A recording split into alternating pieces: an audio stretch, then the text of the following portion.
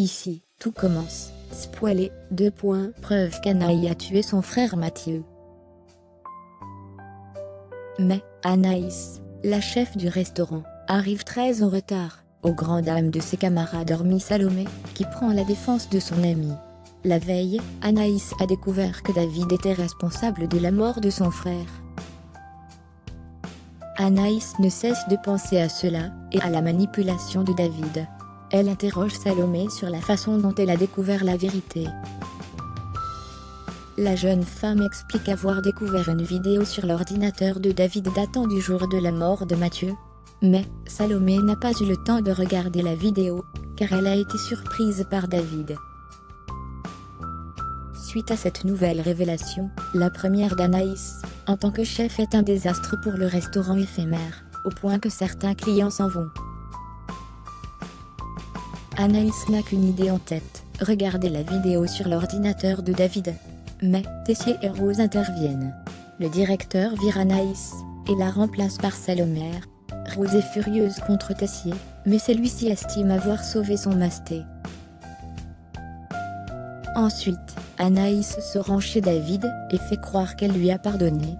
Lorsqu'il s'absente, elle s'envoie par mail la vidéo datant du jour de la mort de son frère depuis l'ordinateur de David. Plus tard, elle retrouve Salomé, et les deux amis regardent la vidéo ensemble.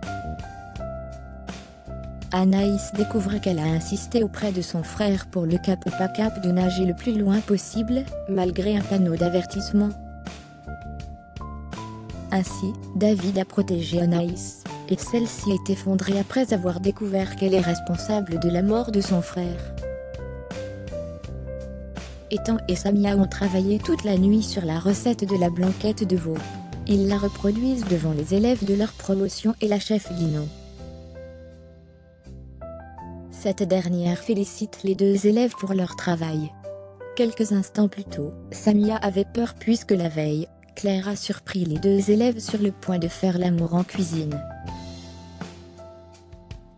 Après leur démonstration, Claire est heureuse d'avoir eu une bonne intuition en sélectionnant ce binôme, mais s'assure que ce qu'il s'est passé la veille ne se reproduira plus. Plus tard, Samia confie à Ethan qu'ils ne sont pas nés sous la même étoile. Sa famille s'est saignée pour qu'elle en soit là. Elle décide de se concentrer uniquement sur les études, et affirme qu'il ne se passera plus rien avec Ethan. Ce dernier est énervé. Zachary Landiras a fait son retour à l'institut, et donne son premier cours aux élèves de premières années. Ils vont devoir s'approprier l'opéra du chef Tessier, aux grandes dames de Billy. Cette dernière est une fan de Landiras, champion du monde. Zachary avoue qu'il n'a pas le choix, car Tessier ne lui a pas laissé le choix. Le cours est ensuite interrompu par Tessier.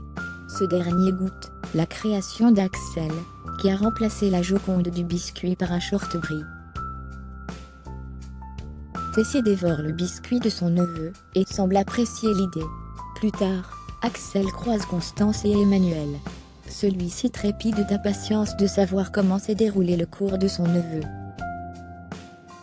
Axel confie préférer la pâtisserie à la cuisine, ce qui ravit Tessier. Ensuite, après les cours, Emmanuel travaille son opéra avec Axel, aux grandes dames de Théo, qui se montre jaloux et provocateur. Tessier prend la défense de son neveu. Ici, tout commence à retrouver du lundi au vendredi à 18h40 sur TF1.